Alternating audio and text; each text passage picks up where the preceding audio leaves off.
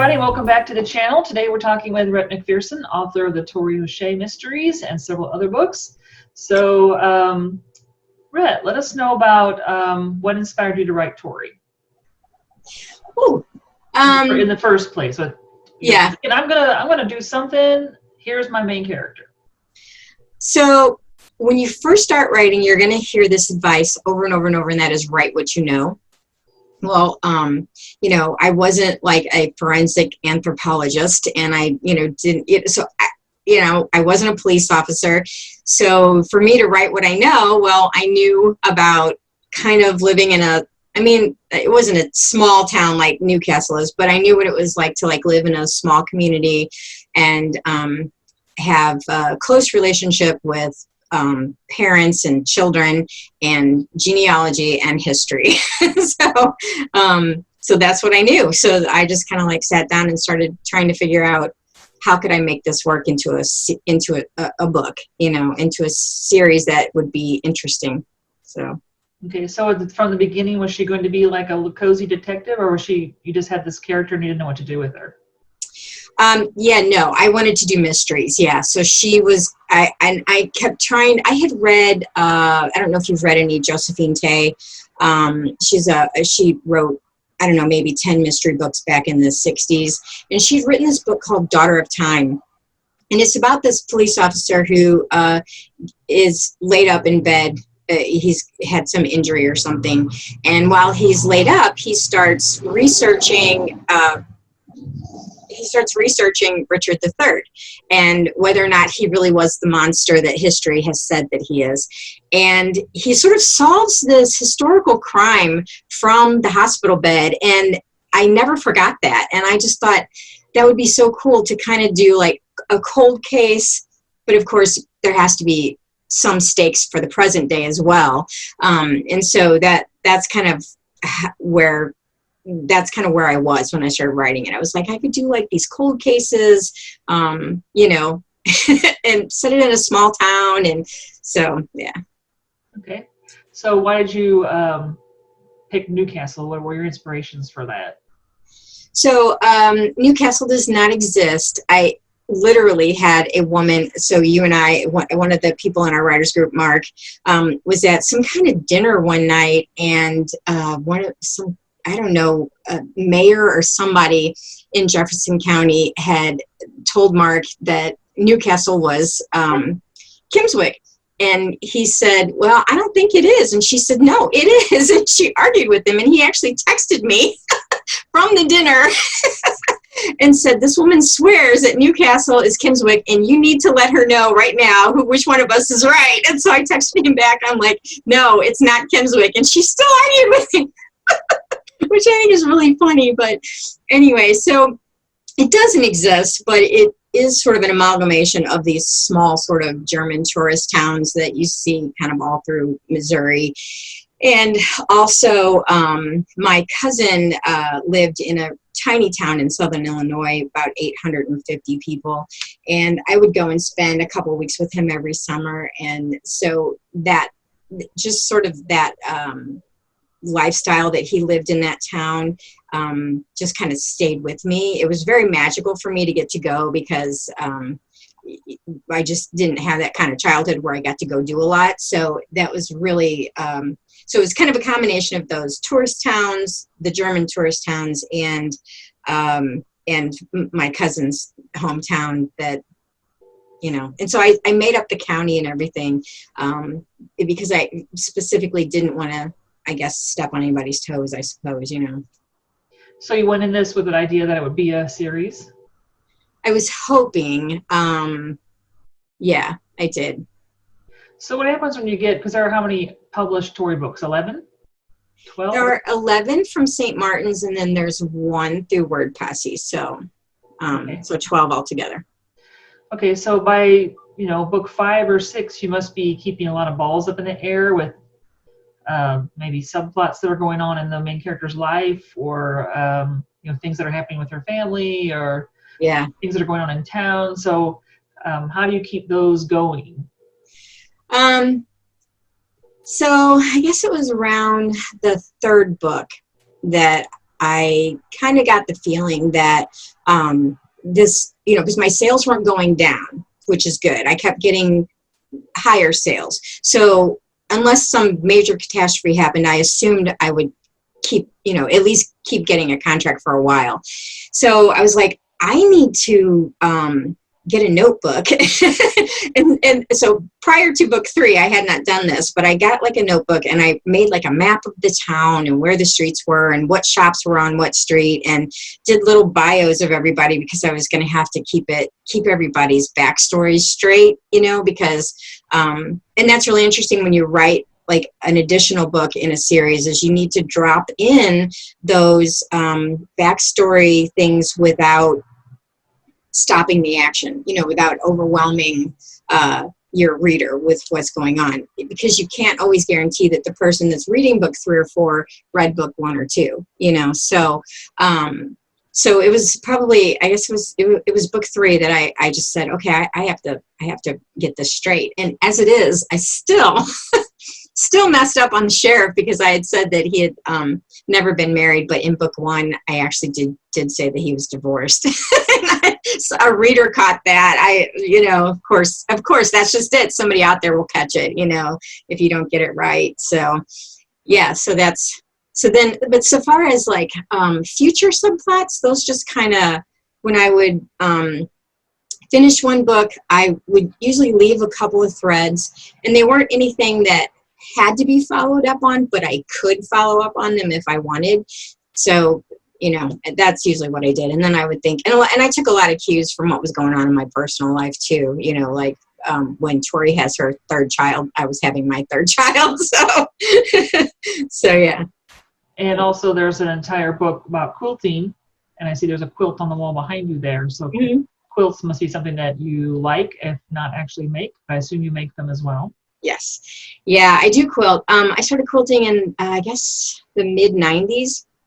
And I didn't quilt a lot, back then. I quilt more now than I did then, because, there was just a lot more going on and raising kids and stuff, But, yeah, my grandmother, my dad's mother, was a quilter. And I used to, she always had out, like her quilt frames, and, and actually the one behind me is sort of like a joint project of hers and mine. She did the embroidery blocks, and then I did the rest of it, around it. So, and the thing with quilts, and I touched on this in a podcast I did one time as well, is how closely intertwined, like, women's history in America is with textiles, and, with textile, because, women, they didn't vote. A lot of times they didn't write things that would get published on, their opinion of politics or whatever.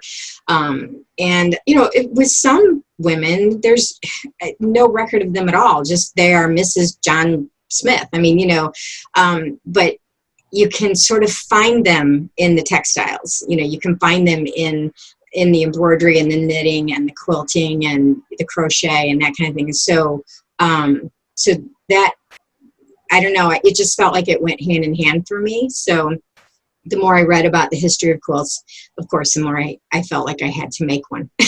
So, yeah. And so I do try. So that's why Tori now owns a textile museum, because I just felt like that would be something she would do. So. Okay. So what sort of projects have you been doing since Tori? Writing wise? Yeah. The only thing that I've published is Sleeping the Churchyard Sleep, which is a historical mystery that takes place during the 1950s in West Virginia.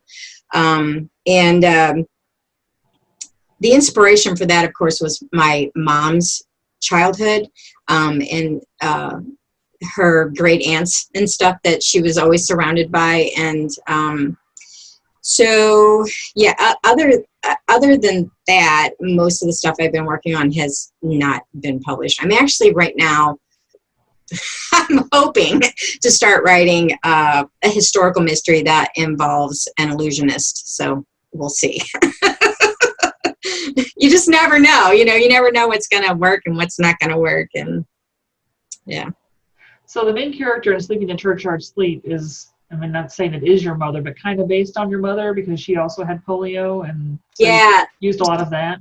Yeah, exactly. I mean, the whole book it's a total love letter to my mother's people. I mean, it really is.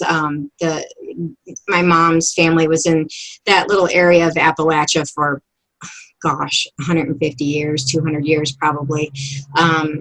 And my mother did have polio in the 1950s, and so what I did was.